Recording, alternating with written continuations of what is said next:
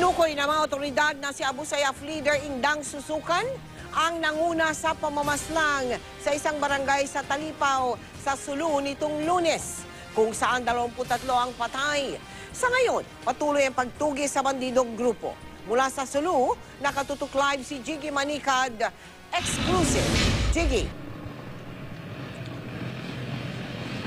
Melat, ang masaklap nga dito ay hindi lamang isang kalibre o isang uri ng baril ang ginamit dito sa mga biktima na kinabibilangan ng mga lola, mga bata, meron pang sanggol at karamihan ay kababaihan.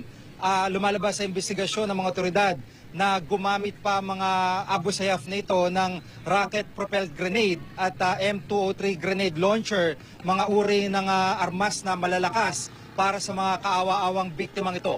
Narito po ang report. Mahirap may salarawan ang hirap na dinanas na may 40 biktima ng ambush dito sa Talipao, Sulu. Kabilang sa mga naiwan na gamit sa ambush site, ang pambatang tsinelas na ito, natirang headband ng isang batang babae at ang kumpol ng gamit ng kanilang mga lola. Sa kalapit na sitio, hindi pa naitatabi ang gamit sa paglilibing sa 20 sa mga biktima. Mismong ang imam na si Hasan ang naglibing sa kanyang mga apo, anak, kapatid at pati na manugang sa kanilang bakuran. Sa harap ng pangyaring ito, iisa lamang ang kanyang hiling. Inaasahan namin na kami mga mamamayan ay mabigyan ng katarungan itong ganitong trahedya dumating sa amin. Nakausap din namin ang 3 sa mga nakaligtas. Ang mga anak ni Imam Hasan na si Rosaline, Marja at apo niyang si Norjan.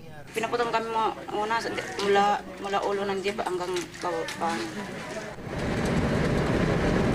Kanina binalikan ng PNP ang lugar para mas makakuha pa ng mga ebidensya at makausap ang mga nakaligtas sa masaker. Mayroong M16, may M14.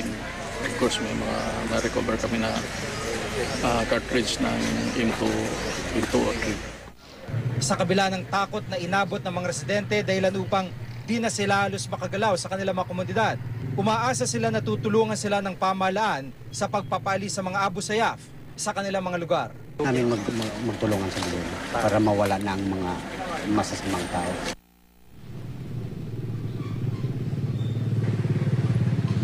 Sa ngayon nga, Mel, ay tiniyak ng mga lokal na leader sa Talipao na mananatili ang kanilang pagsuporta sa pamahalaan para tuluyang mapalis yung Abu Sayyaf sa kanilang bayan. Pero ang hindi nila masisigurado ay sa isa sa mga konsehal ng bayan doon ay ang posibilidad ng pagsiklab ng rido, lalo pat yung kabataan daw doon ay hindi nila hawak at hindi rin nila masabi kung may planong gumanti ang mga ito laban doon sa mga kapitbahay nila o di kay kamag-anak na may kinalaman dito sa ambush na ito. Mel? Jiggy, ano ba yan? Is this plain terrorism o merong bang pakay o may gusto yung grupong yang sumalakay doon, Jigs?